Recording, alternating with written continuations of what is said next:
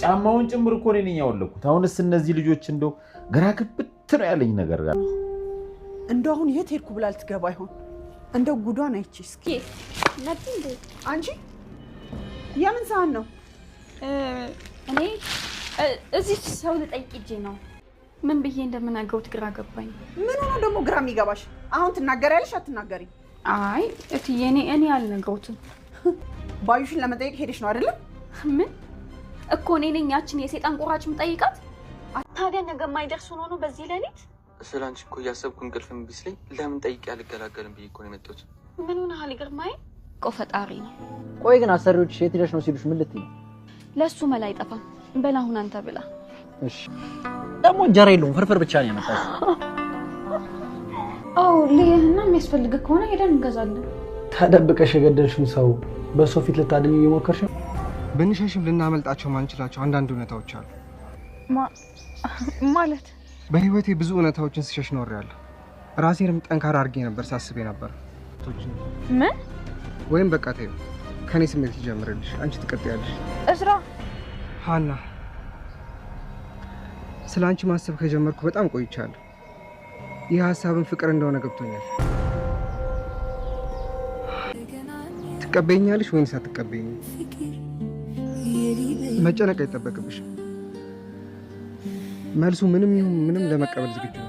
እኔ ለእንደዚህ አይነት ነገር አዲስ ስለሆንኩኝ ጊዜ ወስጄ ላስብበትና እነግርሃለሁ። ማሰብ አያስፈልግሽም።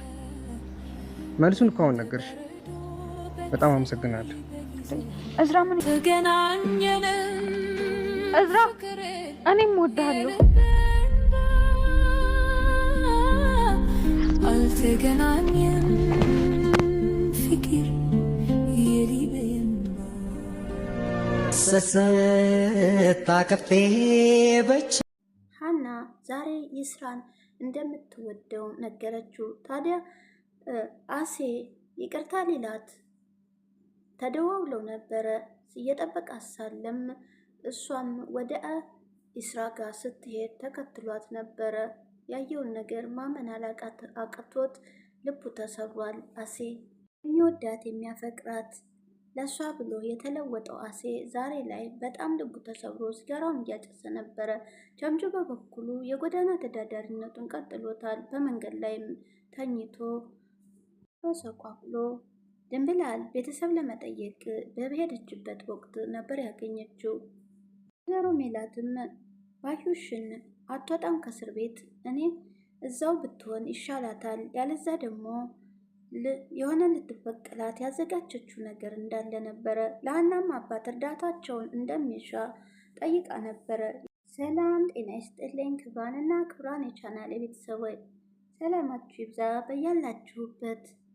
ኖላዊ ክፍል 107 ላይ ነን። ላይክ ሰብስክራይብ እንዲሁም ሸር በማድረግ አበረታቱኝ እያልኩኝ አዝናኝና አስተማሪ የሆነው የኖላዊ ድራማ ዛሬ ድንብላል ወደ ቤተሰብ ጥየቃ እየሄደች ሳለ በመንገድ ላይ ጀምጁ ተኝቶ ታየዋለች። ታዲያ ጠጋ ብዬ ልጠይቀው እሱ ነው ወይስ አይደለም? ከሆነ ደግሞ ወደ ጀምጁ ስትጠጋም ራሱ ጀምጁ ነበረ። ታዲያ ምንድን ሆነ ነው እንደዚህ የተበሰቃቀልከው በማለት ትጠይቀው። እሱም ደግሞ እንዴት ልታገኘኝ ቻልሽ በማለት ሄጄ ከዚህ አሁን ማንንም ማግኘት አልፈልግም፣ ለብቸኝነት የለመሆን ነው እዚህ የመጣሁት ብሎም ጀምጁም ተማን ጋር የመጣሽው በማለት ጥያቄውን ያቀርቦላታል። እኔማ ቤተሰብ ጠይቅ ነበር የመጣሁት፣ አንተ ምን ሆነ ነው በማለትም ጠይቀዋለን። ብዙ ዘመዶች ደግሞ ካልጠፋ ሰፈር እዚህ ሰፈር ምን ይሰራሉ? ቆይ ግራ ለምን ታጋባኛለህ? በማለትም ስትጠይቀው ታዲያ ድንገት መተሽም ወዴና በላሹ በማለትም አሁን ታጠገቡ እንድትሄድም ይነግራታል። ድንብላልም በመገረም ልጁ ያመዋል ስትል የምትያማችሁ እናንተ ናችሁ በማለትም ታጠገቡ እንድትሄድ ነግሯት ድንብላልም እየተገረመ ጥላው ሄዳለች። ምናሴም እናቱን አክስቴ ላይ የምታረጊው ነገር እየተጠነቀቅሽ ደግሞ የምትፈታ መጠንቀቅ አለብሽ ከዚህም በኋላ በማለት ይነግራታል። እሷም ከዚህም በኋላ አታስብ እኔም አድርገውን አውቃለሁ በማለትም በዛቻ ነግረዋለን። ሀናም ታዲያ በተመሳሳይ ወቅት ይስራም ስልክ ይደውልላታል። አሴም እንደዛው ስልክ ደውሎላት እንድንገናኝ ስላላት እነሱን ለማግኘት እንዴት ማጋ ልሄድ በማለት በመጨናነቅ ላይ ነበረች። ታዲያ መንገድ ላይም አስባ ይስራን አግኝታ በኋላ ደግሞ ለቸምቹ እንደምትደውልላት አስባ ወደ ይስራ ጋር ትሄዳለች።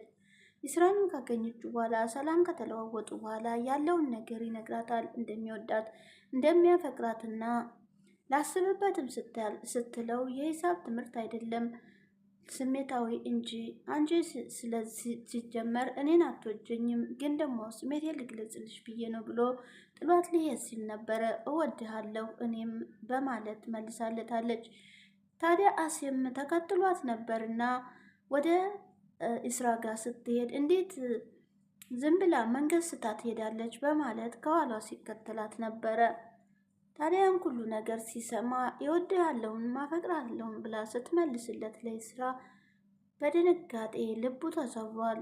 ኢስራም በህይወቱ ብዙ ነገሮች ሸሽጎና እየተደበቀም እንደኖረ አሁን ላይ ግን በሀና ፍቅር እንዳልቻለ በማለትም ጀምሮ ይነግራታል። አሴም ታዲያ ጥግ ይዞ እየተከታተላቸው ነበረ።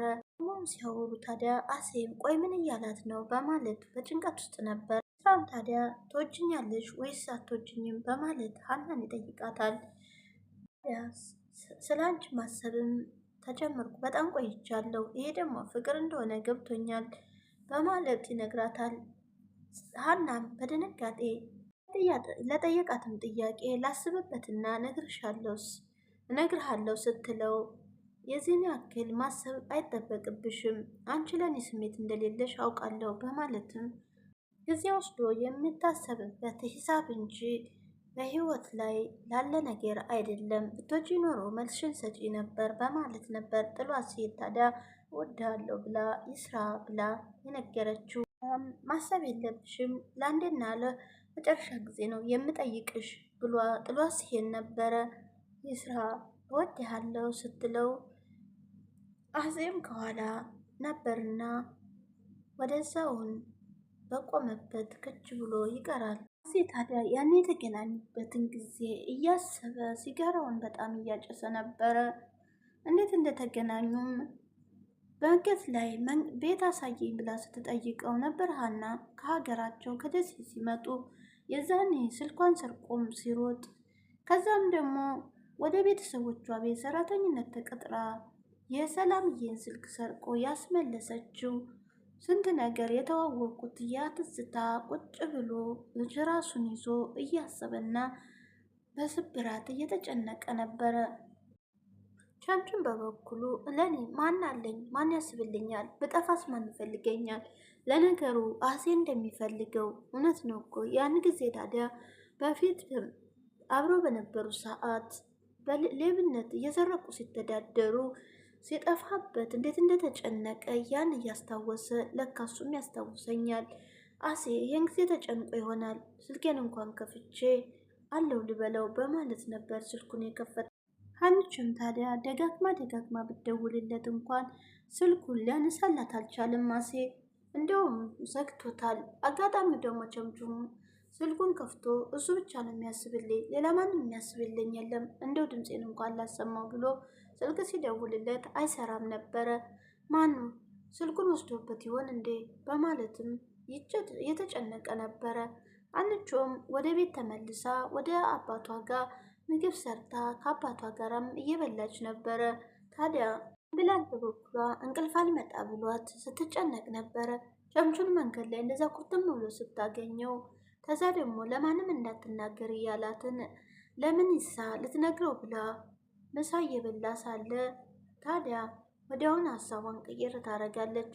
እንዳትነግሪ ለማንም ስላላት ምንሳም እንቅልፍ አልወስድ ብለው ቀን ለጀመረችው ነገር ሊጠይቃት ወደ ክፍሏ ይመጣል። እሷም ታዲያ ታስጨንቀኝ በቃ ምንም ነግር ነገር የለም ስትለው ባለፈው ጊዜም ስለ ባዩሽ ስላደረገችው እንደዚሁ ቆይ ልንገር ብለሽ ትጀምሪና ትተዋለሽ፣ አሁንም በቤተሰብ ጉዳይ ከሆነ እባክሽ ንገርኝ እያለ ቢጠይቃትም ደንብላል ግን ልትነግረው አልቻለችም።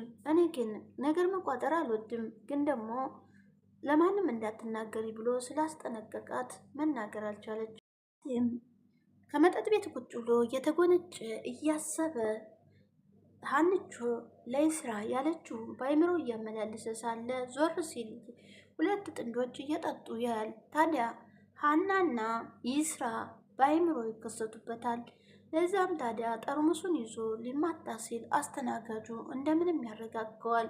ተንቅልፉም ተሀሳቡም ሲመለስ ሌሎች ሰዎች ነበሩ እና በድንጋጤ ስክር ብሎ ጥንብዝ ብሎም ወደ እነ ሀና ቤትም ነበር የተጓዘው። ሀናም አባት ቁጭ ብለው ሲጠብቁት ነበርና ከገባ በኋላም አንድ ግሬት ሄዱ ነው በማለት የሀና አባትን በመገረም የዚህን ያክል እንደዚህ ጠንብዘህ እንዴት ትመጣለህ በማለትም ተቆጥተው ታዲያ በቁሙ ወደ መኝታው ላይ ዘፍ ይላል። ጫማውንም አውልቀው ያስተኙታል። እናም ታዲያ ስልኩን ሀሴ አላነሳ ስላላት ሌሊት እንቅልፍ አልወስድ ብሏ ስትጨነቅ ነበረ። ሰላምም ታዲያ የተናገረችውን ሁለተኛ እህቷ አጠገብም እንዳይደርስ የዛኔ በጣም ድብና አድርጎ ነው የሚወድሽ፣ ግን ደግሞ ለአባትሽ አዝኖ እንዳይመስልሽ እኛን ረሳሽን እያለሽ የሚያስጨንቅሽ ተፊቱ እንዳጠፊበት ነው በማለት እውነቱን ነግራታለች። አሴም እንደሚያፈቅራት ስትነግራት ለካ ያፈቅረኛል እንዴ በማለት ሀናም ግራ በመጋባት ናት። ታዲያ የስራን ፍቅር ተቀብያለሁ ምን ይሻለኛል በማለትም በጭንቀት ላይ ይነጋላታል። ጠዋትም ታዲያ ቁጭ ብለው ቁርስ እየበሉ ያሴ ነገር እንዳሳሰባት ለሰላምዬ ትነግራታለች። ሰላምዬ ታዲያ ወሬ መደበቅ ስለማትችል ወዲያውኑ ፍርጥ ለማድረግ ምንሳ ሲመጣ ልትነግረው ስትል ሀናም ሰላምዬ ትላታለች። ወዲያውኑ ደግሞ በቃ ተወሽ ወንድሜ ይቅርብህ ወሬ በማለት ሳትነግረው ምንሳም ታዲያ ለእኔም ንገሩኝ እንጂ በማለት ሲነግራት ይቅርብህ በማለት ሳትናገር ቀርታለች። አሴርም ሌሊት ታሞ ስላደረ ቤቱ ተበላሽቶ የሀና አባባ ቤት እየወለወሉ ነበረ። ታዲያ የሀናም አባት በመጨረሻም የእናንተንስ እየሰከራችሁ እየመጣችሁ እንደዚህ ታረጉኛላችሁ ብለው እያጸዱ ነበረ ቤት። በጣም የሆኑ ታዲያ ወይዘሮ ሜላት በዛ ቤት ትከሰታለች። እሳቸውን በድንጋጤ ተርበትብተው ቁጭ እንድትል ይጠይቋታል። አስደነገጣችሁ መሰለኝ ሀንዬም እንዳታግዙት እኛ ቤት ቀረች በማለትም ችግር የለውም ይሄ ትንሽ አመም ስላደረገው እያጸዱ ሳለ ታዲያ ሀንዬ መታ እንዳታጸዳ እሷ ደግሞ አልመጣችም ወይኔ ላጽዳወይ ብላ ወይዘሮ ሜላት ስጠይቃቸው በጭራሽ በማለትም ቁጭ እንድትል ያደርጓታል። ማን ነው የተኛው ብላም ትጠይቃለች። አሲር ነው ብለው ሲሏትም ለእኔ ደም የሰጠኝ ነው ወይ በማለት ስጠይቅ አዎ እሱ ነው ሲሏት ካመመው ሐኪም ቤት እንውሰደው ወይም በማለትም ትጠይቃቸዋል። ወጣቶች ነገራ ምንም አይታወቅም ትንሽ ቀመስ አድርጎ አመመው መሰለኝ ተጣልቶት ነው እያሉም ነገሯት። ታዲያ ለምንሽ መጣች ሲሏት እርዳታዎትን ፈልጌ ነው ያቺ የተረገመች ጓደኛዬ ልትወጣ ነው ከእስር ቤት በወንጀሏ ዙሪያ ምንም ብዙ አጥጋቢ ስላልተገኘ ፖሊሶቹ ምንም አላማሩኝም። ወንጀለኛዋ እርግብ እንጂ እሱ አይደለችም በማለት ሊለቋት መሰለኝ። ስለዚህ እርዳታውን እፈልጋለሁ በማለት ስትነግራቸው እኔ አሁን በኋላ መጥፎ ነገር መስራት አያስፈልገኝም። ልጄ ከ16 ዓመት በኋላ ቤተሰቦቿን አግኝታለች። ለዚህም ደግሞ ፈጣሪን ማመስገን እንጂ ሌላ ነገር እንደማያደርጉላት ይነግሯታል። ከዛም ወይዘሮ ባዩሽ እንግዲህ እሷ ጋር የሚላላከው አቶ በቀለ የሚባል ሰውዬ ፖሊሶቹን እስከ ማስፈራራት ድረስ ደርሷል። ወይ ልቀቋት፣ መረጃ ካለ በመረጃው መሰረት ህግን ፍርድ ቤት እንዲያቀርቧት፣ ካለዛ ዛሬውን እንዲለቁ ፖሊሶቹ ላይም ዛቻ ሳርፈዋል። ታዲያ ወይዘሮ ባዩሽንም ውጭ እንጂ እኔም አደርገውን አውቃለሁ በማለት እየዛቱባት ነበር። እርግብም በእሱ እጅ ስለሆነች በአሁኑ ሰዓት አግተዋታል። ስለዚህ ምን ላድርጋት ሲሏት አስወግዷት ነው ያለችው። የወንድሟን ልጅ አስወግዷት ማለት በጣም ከባድ ነው። በጣም የጭካኔ ጥግ ያላት ወይዘሮ ባዩሽ ግን መታረምና በህግ መቀጣት ያለባት ሴት ናት።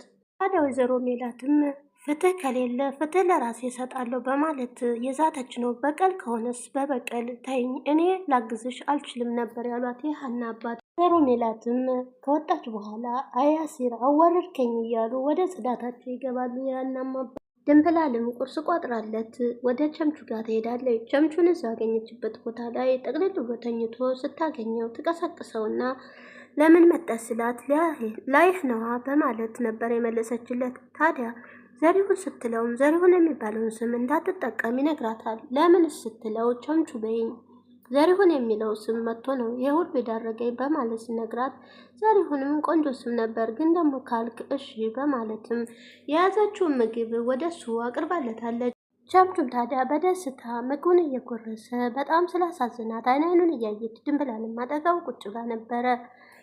ድንብላልም ታዲያ እዚህ ትንት ብለህ ራብ የሚያውቅህ አይመስልም በማለትም ታዲያ ሌሊቱን ሲያስቡ አድሮ እዚሁ እንቅልፍ እንደጣለው ይነግራታል። ትናንትና እንደዛ ስላየው ስላሳዘንከኝ ነው የመጣሁት፣ ለማንም አልተናገርሽም አይደል ሲላት፣ አቦይ ድፍኜ እኔ ለማንም አልተናገርኩ በማለት ለሰዎች ስስ ምን ብለሽ ትገቢያለሽ መላ አይጠፋም በማለት ነበር የመለሰችለት።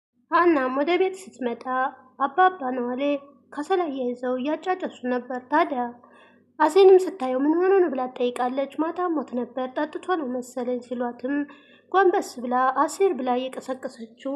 ሀናም ታዲያ ምን ሆነህ ነው በጣም የሚኮና ሐኪም ቤት እንሄዳለን መድኃኒትም እንገዛለን ስትለው አንቺ መድኃኒት ልታዥልኝ ይልና ተደብቀሽ የገደልሽውን ሰው ልታድኙ ደግሞ ትሞክሪያለሽ ወይ በማለት ነበር ተናግሯት የወጣው ከቤት። አሴር ምን እያልክ ነው ስትለው መሆን ሰው ፊት ለማዳን ልትሞክሪ ነው ወይ በማለት ነበር ጥሎ የወጣው።